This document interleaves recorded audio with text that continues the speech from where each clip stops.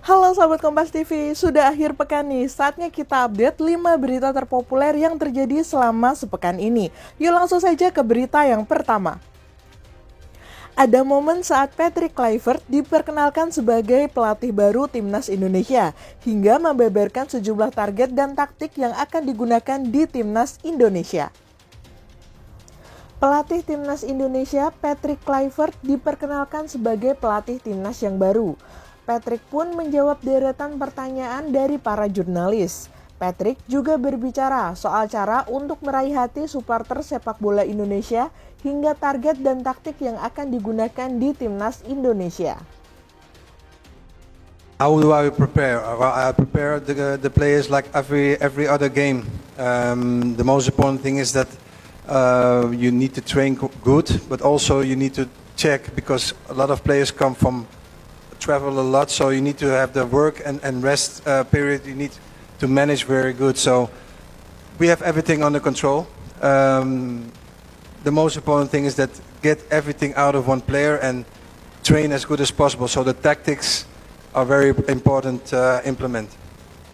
Selanjutnya, Dan Puspoma, Laksda TNI Samista menyampaikan hasil penyelidikan dan penyidikan terkait penembakan bos rental di rest area KM 45. Dan Puspoma Laksda TNI Sasmita menyampaikan telah memeriksa belasan saksi terkait kasus penembakan bos rental di rest area KM 45. Adapun dari 3 tersangka, 2 diantaranya disangkakan pasal pembunuhan berencana dan perkara pembunuhan. Selanjutnya, perkara ini akan dilimpahkan kepada auditor militer untuk diproses hukum lebih lanjut. Maka para tersangka ini cukup bukti, sekali lagi saya katakan, cukup bukti melakukan tindak pidana pembunuhan sebagaimana yang diatur pada pasal 340 KUHP, Junto 55 ayat 1, pasal 338 KUHP, Junto pasal 55 ayat 1, kemudian pasal 480 KUHP, Junto 55 1 KUHP. Untuk berita yang ketiga, ada polisi yang akhirnya menangkap pelaku penusukan Sandi Permana di Kabupaten Bekasi. Tim Resmo Polda Metro Jaya menggiring terduga pelaku berinisial N alias Gimbal. Ia diminta polisi untuk menunjukkan lokasi pembuangan alat bukti penusukan Sandi Permana. Usai menemukan alat bukti, pelaku dibawa ke Polda Metro Jaya untuk pemeriksaan lebih lanjut. Kemudian ada kebakaran hebat yang melanda Glodok Plaza di Jakarta Barat pada Rabu 15 Januari malam. Glodok Plaza di Jakarta Barat dilahap oleh si jago merah. Api diduga berasal dari sebuah diskotik di lantai 7 gedung. Api kemudian merambat ke lantai 6, 8, dan 9. Proses evakuasi langsung dilakukan oleh pemadam kebakaran. Hingga Sabtu 18 Januari, petugas merilis ada 7 korban tewas imbas kebakaran Glodok Plaza. Dan untuk berita yang terakhir, ada Israel dan Hamas yang resmi mengumumkan gencatan senjata di Gaza yang berlaku mulai Minggu 19 Januari besok.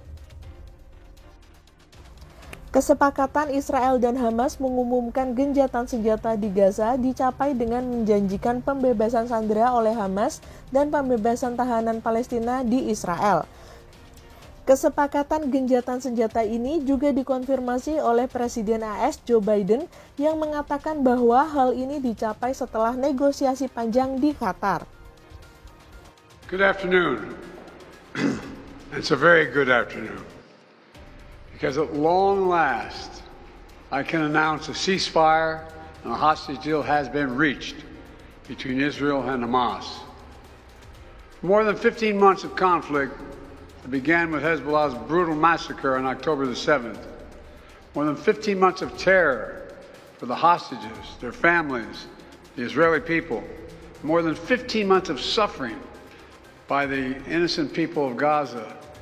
Fighting in Gaza will stop, and soon the hostages will return home to their families.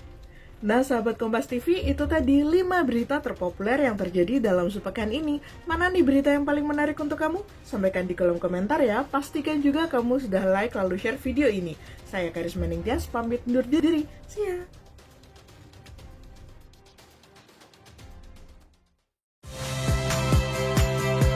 Saya Priska Clarissa. Saksikan program-program Kompas TV melalui siaran digital, pay TV, dan media streaming lainnya.